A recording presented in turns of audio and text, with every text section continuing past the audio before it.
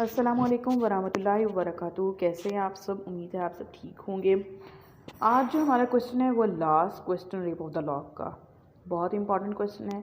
ये भी बहुत सारी यूनिवर्सिटीज़ में पूछा जाता है। जो क्वेश्चन है वो है the use of machinery selves the use of machinery. Examiners कुछ इस तरह से पूछते हैं, what kind of function is played by the super natural machinery in the rape of the lock, explain. Do you think that the addition of supernatural machinery has enhanced the poetic value of the rape of the lock? Discuss in detail. Our next question है, the use of supernatural machinery by Alexander Pope in the rape of the lock has succeeded in creating intensity of the art of satire. Do you agree or not? Give examples in support of your contention. Our last question है, write a note on Rosicrucian theory of spirit. ठीक है, इस तरह questions examiners घुमा घुमा के पूछते हैं, तो आंसर यही बनता है self the use of machinery के पोप ने कैसे मशीनरी इस्तेमाल की रेप ऑफ द लॉक में। क्योंकि रेप ऑफ द लॉक एक मॉक एपिक है। हमने पिछले क्वेश्चन में पढ़ा लास्ट से लास्ट वाले में कि मॉक एपिक है, कैसे मॉक एपिक है, और एपिक पोएम क्या होती है, मॉक एपिक पोएम क्या होती है। और मॉक एपिक की पोएम है जो बहुत फेमस पोएम है अपने सिनेरियो में, और एपिक एक अलहदा एक नरेटिव है जिसमें बहुत डिटेल्स दी जाती है हर चीज़ की। तो मॉक एपिक किस तरह बनी ये भी हमने देखा। फिर हमने देखा कि पोप का एटीट्यूड टूवर्ड अरिस्टोक्रेट लेडीज़ के हवाले से। फिर आज का जो हमारा आखिरी क्वेश्चन है रेप ऑफ द लॉक का, वो है यूज़ ऑफ मशीनरी। अब हम देखते हैं कि इस प्रोलॉग में रेप ऑफ द लॉक में पोप ने जो मशीनरी रेफर्स की है वो इन्वेंट की है, क्या इन्वेंट की है, और कौन से एंजल्स और डेमन्स उसने बीच में यूज़ किए हैं, कैसे वो एक्शन को बड़ा बना देते हैं, इस डिवाइन एक्शन को वो बड़ा बना देते हैं, कैसे इस मशीनरी के यूज़ से डिस्टिंक्टिव फीचर्स क्रिएट करता है एपिक पोइट्री में। और तमाम वो एपिक पोइट्स जो होमर और वर्जर और टैसो और मिल्टन थे, उन्होंने भी मशीनरी यूज़ की थी ये वाली। और ग्रीक थिएटर्स में ये जो मशीन्स थी वो मॉडर्न गॉड्स और गॉडेसेस को शो करते थे, वो इस तरह ये मशीनरी इस्तेमाल करते थे। और ह्यूमन अफेयर्स जो इंटरफेयर ऑफ ह्यूमन अफेयर्स के हवाले से भी ये मशीनरी इस्तेमाल की गई है। और सुपर नेचुरल फिगर्स जो पोप की ये मशीनरी है वो कलेक्टिवली जो डिवाइस है वो इस्तेमाल की जाती है सुपर नेचुरल डिवाइसेस के तौर पे। सुपर नेचुरल डिवाइसेस हैं और हम उनको कलेक्टिवली ये कह देते हैं कि यूज़ ऑफ मशीनरी। अब प्राइमरी वर्जन जो रेप ऑफ द लॉक का था वो तो 2 कैंटोस पे था, ठीक है। तमाम गेम्स और उसमें जो चीज़ें थी वो गेम ऑफ कार्ड्स था, कटिंग ऑफ लॉक था और तमाम वो चीज़ें इसमें। फिर वो जो तो 2 कैंटो थी वो मुकम्मल हो गई थी। फिर पोप ने बाद में सोचा कि क्यों ना इस पोएम को मैं एक्सपेंड करता जाऊं और इसको मॉक हेरोइक पोएम बना दूं। फिर वो उसने 1714 में उसने ये काम भी कर दिया और उसमें उसने 3 मोर कैंटो। पोप ने फिर कैसे सोचा कि इस पोएम को एक्सपेंड कर दिया जाए और 3 मोर कैंटोस लिखी जाएं, और उसने फिर इसमें सेल्स और जीनोम्स इस्तेमाल किए। और फिर उसने तमाम वो फोर्स इस्तेमाल की जो थी सेंट्रल एक्शन के, ठीक है। सेल्स फिर उसने ट्रांसपेरेंट ब्यूटीफुल और बटरफ्लाई लाइक एरियल थिंग्स इस्तेमाल की। सबसे पहले जो सेल्फ उसने इस्तेमाल किया वो था मिलिटिया का। मिलिटिया जो थी वो रहती थी लोअर स्काई में और वो सुपर नेचुरल करेक्टर थी, वो बिल्कुल pure light of the sky थी।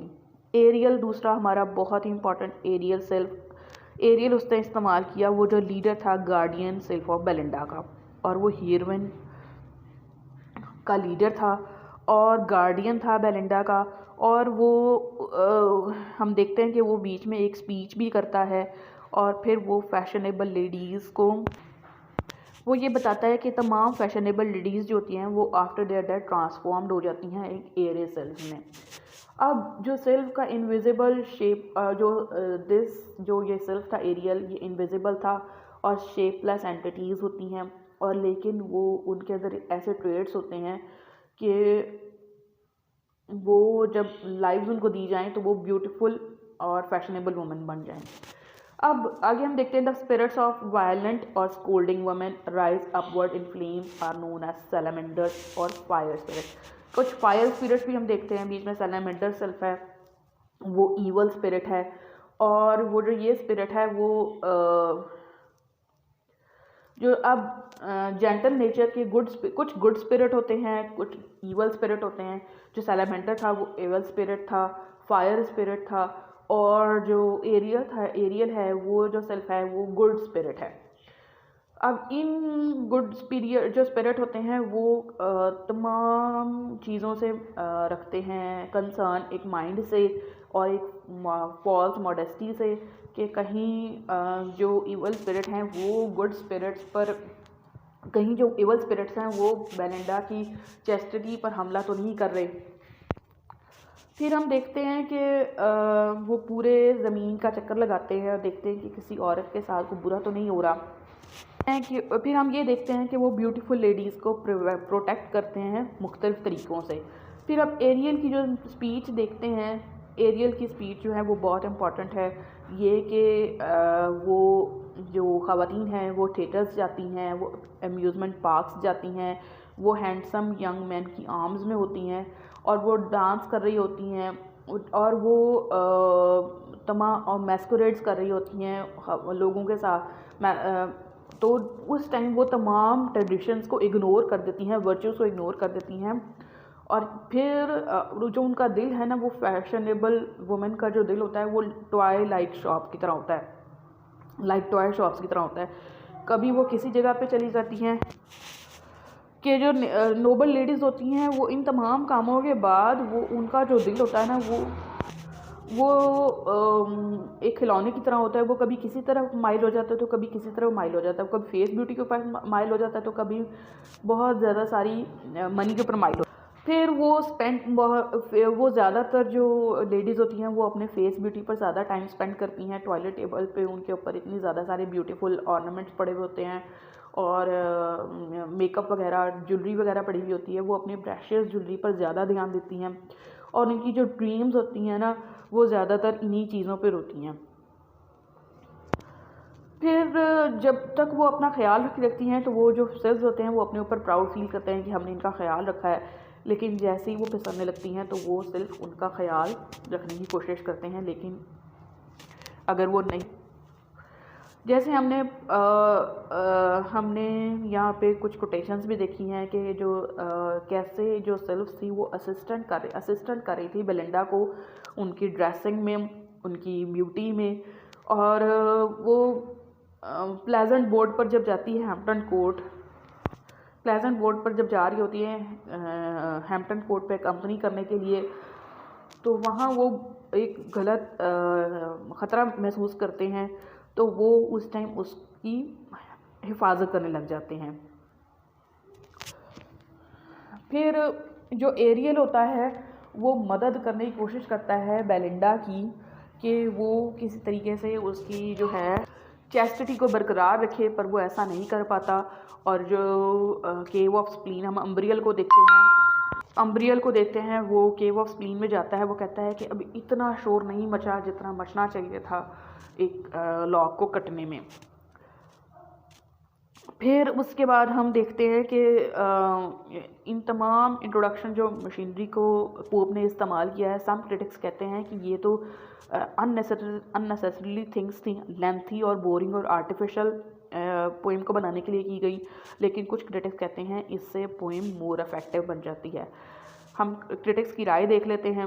फिर वो कुछ तो कहते हैं कि जो जीनोम्स होते हैं, सेल्स होते हैं, वो थीम और एटमॉस्फेयर को सूट करते हैं, और सेकेंडली के जो इंक्रीज़ करते हैं मॉक हेरोइक इफेक्ट को, और थर्डली के टारगेट होता है उनका रिडिक्यूल वुमेन, और लास्टली कि जो ये सिर्फ इस्तेमाल किए जाते हैं वो हिस्टोरिकल और फैंसीफुल नेचर को, पोइम को हिस्टोरिकल और फैंसीफुल नेचर को बनाने के लिए इस्तेमाल किए जाते हैं।